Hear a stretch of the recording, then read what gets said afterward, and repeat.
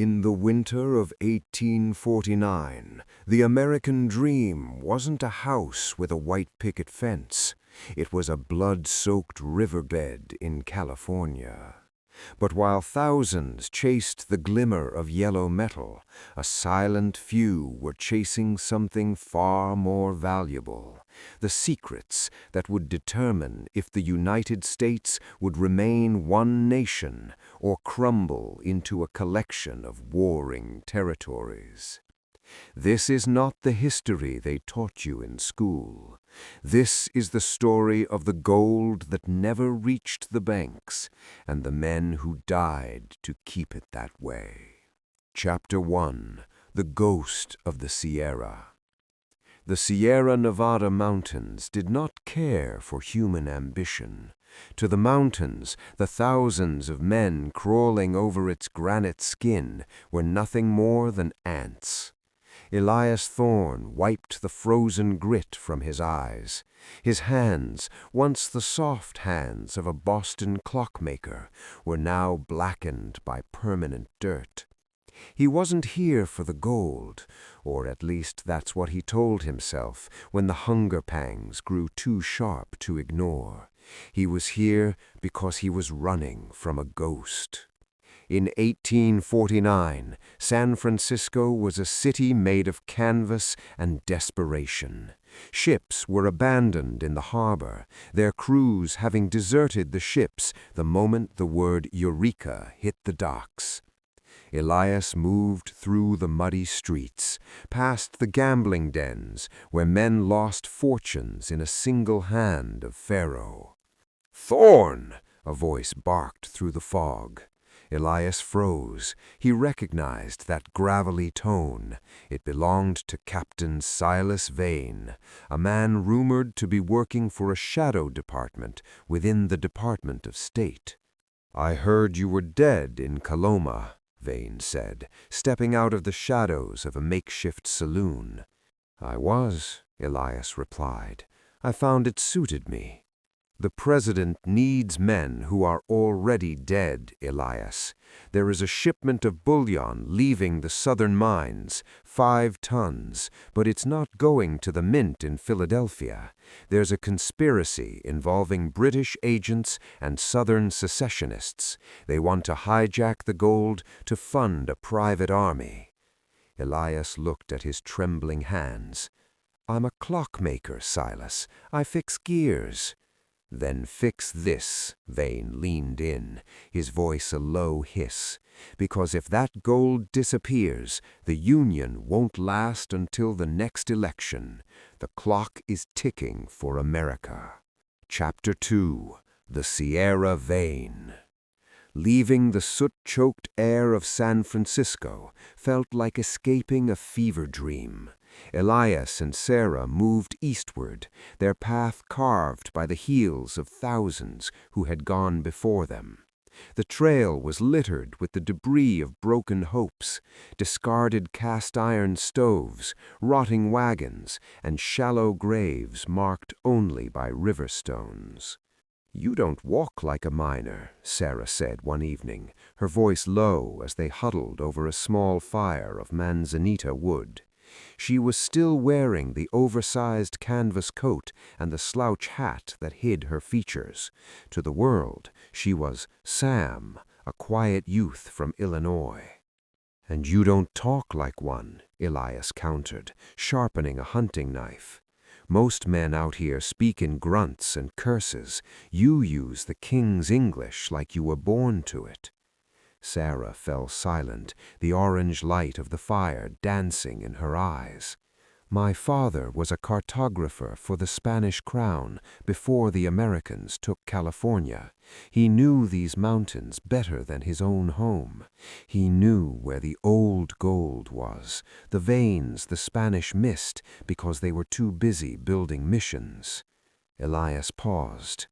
"Vane mentioned the southern mines. He said a shipment is moving through the Miwok trails. If Sterling's men get there first, they'll have enough leverage to buy half the governors in the east." "The Miwok trails aren't on any map, Elias," she whispered, "but they are in my head. If we want to stop Sterling, we have to go where the sun doesn't hit the canyon floor. Chapter 3. The Ghost of the Dunner Pass.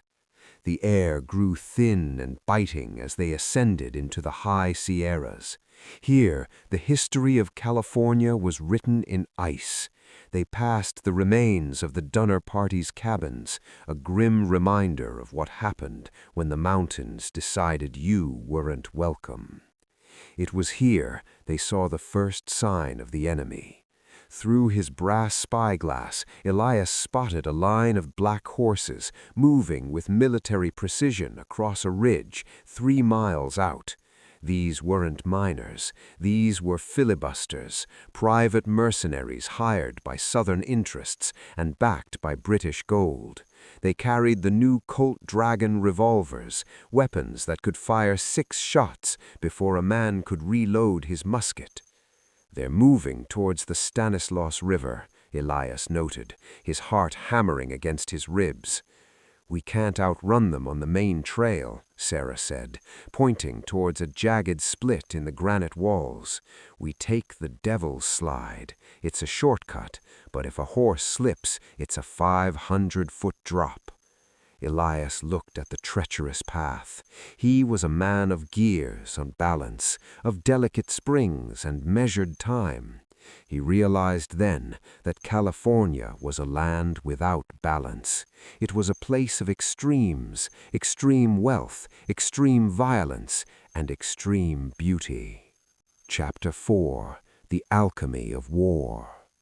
They reached the hidden encampment at the Stanislaus River just as the sun began to bleed into the horizon. Below them, in a natural stone amphitheater, sat 12 heavy wagons.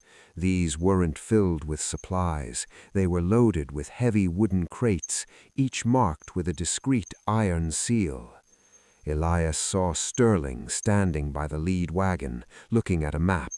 Beside him was Captain Vane. The betrayal hit him like a physical blow. Vane hadn't sent him to stop the shipment. Vane had sent him as a scout to clear the way, to ensure no other government agents were in the area.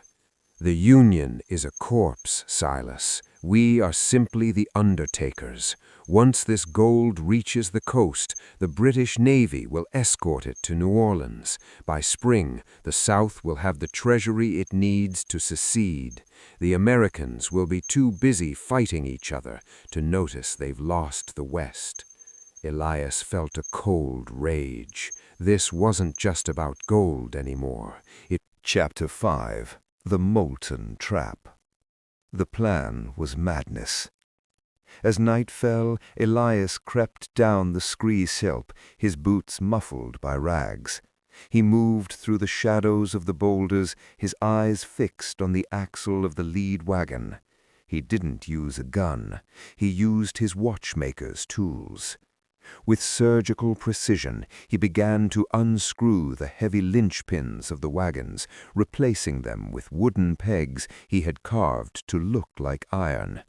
They would hold for a mile, maybe 2, but the moment the wheels hit the steep descent toward the coast, the wheels would fly off, sending tons of gold into the deepest ravine in the Sierras. Suddenly, a hammer clicked behind his ear. "You always were too curious for your own good, Thorne," Vane growled. Elias didn't turn around. "Did they pay you in pounds or acres, Silas? What's the price for selling out a country that gave you a uniform?" "A country is just a line on a map, Elias. Gold is the only thing that's real." Boom! The horizon erupted in a wall of orange flame. Sarah had signaled the Miwok scouts she had encountered earlier. The dry scrub caught instantly, creating a chimney effect that roared down the canyon. In the confusion, Elias spun, knocking the revolver from Vane's hand. The 2 men grappled in the dirt, the heat of the fire singeing their hair. Above them, the panicked horses began to bray, and the wagons started to roll. "The pins!" Vane screamed, realizing the danger. "Stop the wagons!" But it was too late. The heavy wheels groaned. The wooden pegs Elias had installed snapped with the sound of pistol shots. The lead wagon tilted, its heavy crates shifting. With a sickening roar, the wagon tumbled over the ledge, followed by the second and the third. 5 tons of gold bullion, the wealth that was supposed to fund a civil war, disappeared into the darkness of the gorge, crashing against the rocks until the crates shattered, spilling yellow bars into the white water of the river below. Chapter 6. The River of Lost Fortune. The sound of the wagons shattering against the rocks was a symphony of destruction. It wasn't the sound of wood breaking, it was the sound of a geopolitical shift.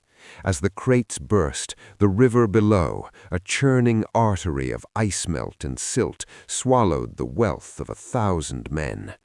"My gold!" Vane roared, his face contorted by the orange glow of the encroaching fire. He lunged for Elias, but the clockmaker was no longer the soft-handed artisan from Boston. He was a man forged by the trail. Elias sidestepped the charge, using Vane's own momentum to hurl him toward the crumbling edge of the ridge. Vane teetered, his boots kicking up sparks and gravel, before he caught a jagged outcrop of rock. He hung there, suspended over the same abyss that had claimed the bullion.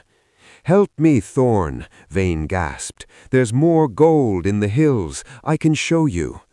Elias looked down at the man who had traded his honor for metal. "The time for deals is over, Silas. The clock has run out." He didn't push him, but he didn't reach out either. A secondary explosion, likely the mercenaries. Part 15. The Return to the Coast of Graves. When Elias arrived back at Port Huron, the town was different. The white hurricane had left a permanent scar. The beaches were still littered with the splintered remains of lifeboats and the rusted skeletons of heavy machinery. He found the fisherman, a grizzled Norwegian named Olaf, in a shack that smelled of salt and dried perch. "They came for me, Elias," Olaf said, his voice trembling. "Men in suits. They asked about the crates you mentioned when you were delirious. I told them I saw nothing, but they burned my boat anyway." Elias looked out at the lake. It was blue and calm now, a deceptive mask over the graveyard below. He realized he couldn't win by fighting them in a courtroom they owned. He had to play a different game. Part 16. The Final Gamble. Elias leaked a story to the Chicago Tribune, but not the whole story. He didn't mention the gold. Instead, he told them about the structural flaw, a specific design in the Scots hull that made it a death trap in high waves. He claimed he had a copy of the blueprints that proved the company knew the ship would capsize. It was a bluff. He had no blueprints. But the Iron Lords panicked. They couldn't risk a technical investigation that would ground their entire fleet during the most profitable year in history. They offered Elias a pension, a massive sum of money to move to the West Coast and never speak of the lakes again. Elias took the money, but he didn't go to California. Part 17. The Silent Guardian. Elias Thorn disappeared from the public eye in 1915. Using the blood money from the shipping companies, he secretly funded the first private maritime safety foundation. He bought radio equipment for small vessels and paid for the education of young navigators, teaching them how to read the clouds instead of the orders from the company office. He lived out his life in a small lighthouse on a remote stretch of Lake Superior. He became known as the Hermit of the Storm. The full truth of the Isaac M. Scott didn't emerge until 1976, when divers finally reached the inverted wreck with modern sonar. They found the ore was indeed mixed with lead-lined boxes, and the hull showed signs of being reinforced in ways that weren't on the official records. Elias was long gone by then, but his legacy remained. Every time a storm warning blares across the Great Lakes today, and every time a captain decides to drop anchor and wait out the gale instead of pushing through for profit, the spirit of the man who survived the White Hurricane lives on.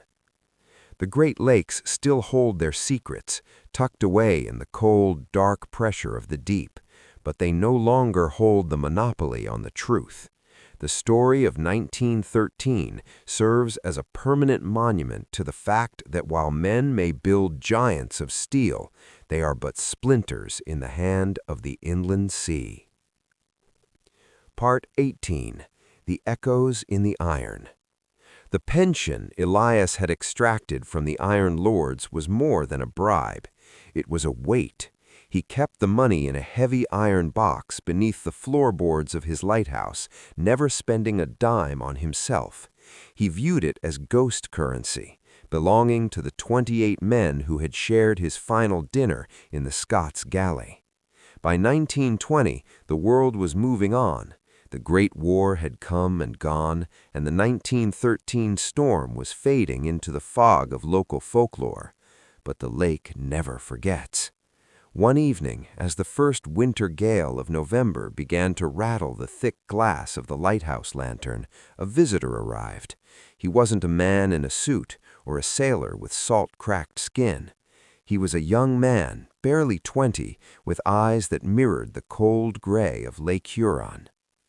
"My name is Julian Scott," the boy said, standing in the doorway as the spray of the lake soaked his wool coat. "Your father was the captain of the ship that bore my name. You were the last person to see him alive." Elias felt a chill sharper than the wind. Captain Scott had been a company man, yes, but he was also a master mariner. "Your father stayed at his post," Elias said, inviting the boy in. "He was at the wheel when the world turned upside down." Part 19. The Captain's Secret. Julian didn't want money. He wanted the truth. He pulled a letter from his pocket, a final correspondence mailed from the last port of call before the Scott vanished into the White Hurricane. The letter was a confession. Captain Scott had known about the gold. He knew the ship was being used as a pawn in an international shadowboxing. But there was more. The gold wasn't just for a Mexican coup. It was a repayment, a secret shipment of bullion intended to buy back a cache of stolen industrial blueprints that could have given the U.S. an edge in the coming European conflict. "My father didn't go down because of a storm," Julian whispered. "He went down because he refused to let the gold be offloaded to a secondary vessel in the middle of the lake. He knew that ship was a black vessel, unmarked and manned by mercenaries. He thought the storm was his only way to keep the gold from falling into the wrong hands." Elias realized the terrifying scope of the tragedy. Chapter 9. The Ghost in the Mansion. When Robert bought the McKee house, it wasn't just an act of real estate, it was an act of historical justice. The dinner party. In the late 1870s, Smalls hosted a dinner for several visiting Northern dignitaries. As they sat in the grand dining room, one of the guests commented on the exquisite taste of the decor. Smalls smiled and pointed to the corner of the room. "I know it well," he said. "I spent 3 years dusting that specific chair while the man who owned me told me I had no soul. Now I own the chair, the room, and the man's debt. The soul, it seems, was mine all along." Chapter 10. The Legacy in the Stars. Robert Smalls died in 1915, but his story lived on in the most American of ways. During World War II, the United States named a ship after him, the USNS Robert Smalls. It was the first time a Navy ship was named after an African American. In 2004, the U.S. Army named a logistics support vessel the Major General Robert Smalls. His name has become synonymous with the impossible escape. Chapter 11. The Secret Language of the Wharf. To understand Robert's success, we must look at the underground of Charleston's docks. In the 1860s, the wharves were a melting pot of intelligence. While the white aristocrats discussed the war over bourbon, the enslaved men handling the crates were the ones truly mapping the conflict. Robert had developed an internal compass. He didn't just know the North Star, he knew the feel of the current against the hull of the planter. He could tell his depth by the color of the churned water and the smell of the mud. The hidden map. In the weeks before the escape, Robert spent his nights in the hold with a piece of charcoal and the back of a discarded shipping manifest. He was drawing the torpedo map.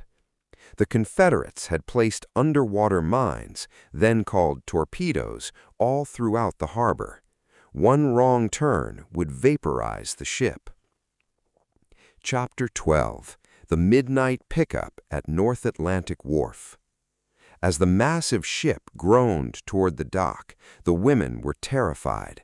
If they were caught here, the men would be executed, and the women would be sold down the river to the brutal sugar plantations of Louisiana. When the gangplank lowered, there was no cheers, there was only the sound of muffled sobbing and the frantic scuffle of feet. Robert stood at the top of the ramp, his hand on his stolen pistol, his eyes scanning the rooftops for Confederate patrols. Chapter 13. The Contraband Crisis. Once the planter reached the Union fleet, the story shifts from a thriller to a political drama. This is a crucial part of the American narrative, the legal battle for humanity. At the time, the Fugitive Slave Act was still technically a messy legal reality. Some Union generals were returning escaped slaves to their masters to avoid agitating the border states. Robert Smalls knew this. This is why he didn't just bring himself, he brought the code books. On the table of the USS Onward, Robert laid out the Confederate signal books and the secret transcriptions of the harbor's defenses. He looked at the Union officers and made a silent bargain. I am giving you the keys to Charleston. In exchange, you give us the title of human. This act forced the hand of the U.S. government. Admiral Samuel DuPont wrote to Washington stating that Smalls's information was worth more than a regiment of soldiers. Within weeks, the contraband status was solidified, ensuring that no member of the planter crew would ever be returned to chains. Chapter 14. The Trial by Fire. The Attack on Fort Sumter. In April 1863, Robert Smalls did something that seems like fiction. He led the Union Navy back to the place of his enslavement. He was the pilot for the USS Keokuk, an ironclad, during a massive ironclad attack on Fort Sumter. He stood in the pilot house as Confederate shells, the very ones he used to transport on the planter, slammed into the hull.